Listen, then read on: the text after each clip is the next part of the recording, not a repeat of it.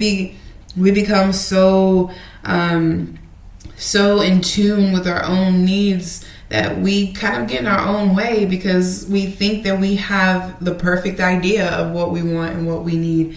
When in reality, we have just confused ourselves with so many choices that we think the person that we want to be with is going to be this perfect package that has everything you want and you desire in it. And that is just not the case. And you have so many different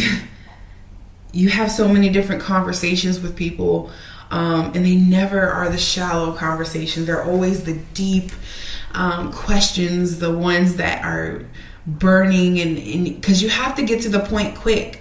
You have these deep conversations because you have to get to the point quick, because this person is only here for a night, you're only here for a night or 2 nights, and so you have to really try and get to the root of this person really quickly. And so when it comes to small talk and just talking about everyday life or the weather, or talking about this plane's gonna be late or flying or something like that, you end up talking about things that are much deeper. And so if you're already not good at small talk, solo travel is probably going to make you even worse. But I'm not a small talker, so I'm okay with that. And then think about, how much alone time you spend on a solo travel trip. And then getting around someone else that, you're dating.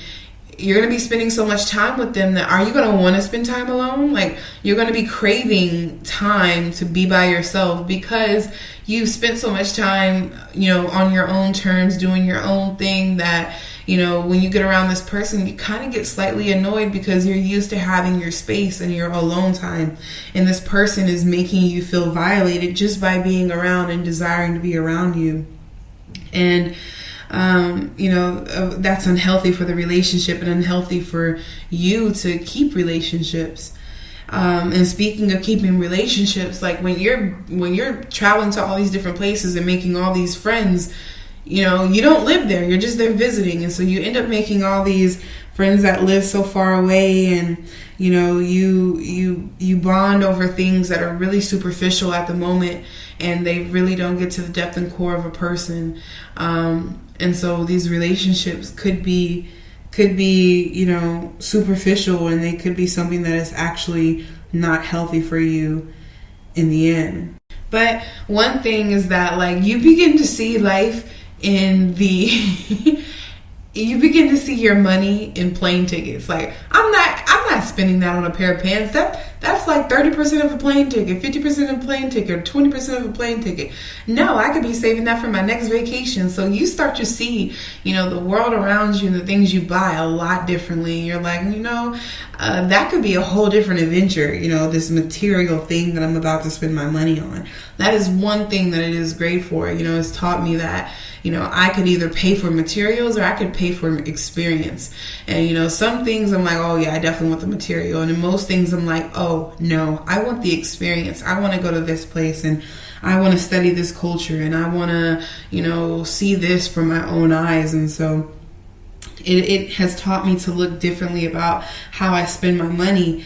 And, also when it comes to spending money in other countries, you start to learn how powerful or weak your own currency is, and how it is spent in other countries, and how much it can get you, and what you can buy with it, what type of hotels you can get with it. And so it really exposes you to global issues about, poverty and wealth, and how people can exploit their wealth in places that are impoverished. And a lot of times I think that we Americans sometimes end up doing that, going to countries where our dollars are really, really powerful. And then, we spend a lot of money in the local currency, when really in our money, in the US dollar, it's really not that much.